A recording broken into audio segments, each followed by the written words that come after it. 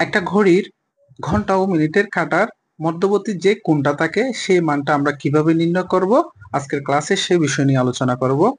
এই ধরনের অঙ্ক সাধারণত দুই নিয়মে করা যায়, একটা হচ্ছে প্রচলিত পদ্ধতি আর একটা হচ্ছে সূত্রের মাধ্যমে সমাধান। প্রচলিত পদ্ধতিতে আমরা সাধারণত জানি একটা ঘড়ির মধ্যে 12টি অংশ অথবা ঘড়ির কাঁটা থাকে। যেমন দেখেন এখানে হচ্ছে 12, এখানে হচ্ছে 3, আর এখানে হচ্ছে 6, আর এখানে হচ্ছে 9। ঠিক একইভাবে দেখেন এখানে হচ্ছে 1, এখানে হচ্ছে 2, আর এখানে হচ্ছে 4, এখানে 5, এখানে 7, এখানে 8, এখানে হচ্ছে 10 এবং সর্বশেষ 11।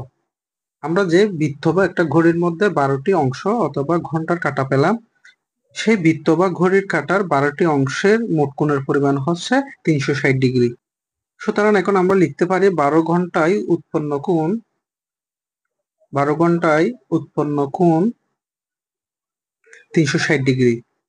এখন আমরা যদি 360 কে 12 দিয়ে ভাগ করি তাহলে আমরা 1 ঘন্টায় উৎপন্ন কোণটা নির্ণয় করতে পারবো। তাহলে লিখেন 1 ঘন্টায় উৎপন্ন কোণ 360 ডিগ্রি বাই 12।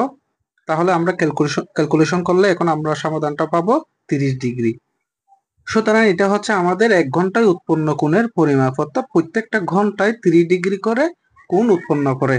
এখন আমাদের জানতে হবে প্রতি মিনিটে আমাদের উৎপন্ন কোণের পরিমাপ কত। তো আমরা জানি 1 ঘন্টা সমান 60 মিনিট, অর্থাৎ এখন আমরা লিখব 60 মিনিটে উৎপন্ন কোণ 30 ডিগ্রি হলে তাহলে 1 মিনিটে উৎপন্ন কোণটা আমরা নির্ণয় করে ফেলবো। তাহলে 1 মিনিটে উৎপন্ন কোণটা হচ্ছে 30 ডিগ্রি বাই 60 মিনিট। তো আমরা যদি এটা কাটাকাটি করি তাহলে আমরা সমাধানটা পাবো হচ্ছে হাফ ডিগ্রি। এটা হচ্ছে 1 মিনিটে উৎপন্ন কোণের পরিমাপ। মিনিটের মানটা এভাবেও নির্ণয় করা যায়, আমি অন্যভাবে আপনাদেরকে মানটা নির্ণয় করে দেখাচ্ছি। দেখেন ঘড়ির কাঁটায় মিনিট হিসাব করার সময় প্রত্যেকটা অংশ বা ঘন্টা 5 ভাগে বিভক্ত থাকে। দেখেন 1 ভাগ, 2 ভাগ, 3, 4, এটা সহ 5। অর্থাৎ একটা অংশকে আমরা মিনিটের ক্ষেত্রে 5 ভাগে বিভক্ত করে নিলাম। এখন আমরা লিখতে পারি 5 মিনিটের জন্য উৎপন্ন কোণ 5 মিনিটের জন্য উৎপন্ন কোণ 30 ডিগ্রি।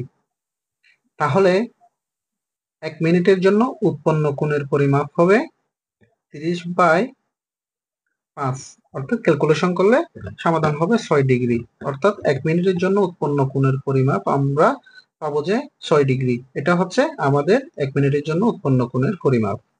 এছাড়া আমরা সূত্র প্রয়োগ করে একেবারে সরাসরি সমাধান করে ফেলতে পারি। ঘন্টা এবং মিনিটের মানটা যদি আমরা সূত্রের মধ্যে বসাই দিই আমরা সমাধানটা পেয়ে যাব। দেখেন সূত্রটা হচ্ছে theta equal to 60 hour minus 11 minute divided by 2, এটা পরম মান। এখানে এইচ হচ্ছে ঘন্টা আর এম হচ্ছে মিনিট। এখানে যদি ঘন্টা এবং মিনিটের মানটা যদি আমরা বসাই দিই তাহলে সমাধান করলে আমরা আমাদের কাঙ্ক্ষিত সমাধানটি পেয়ে যাব। এই নিয়মগুলো অনুসারে আমরা কিছু অঙ্কের সমাধান করব এখন।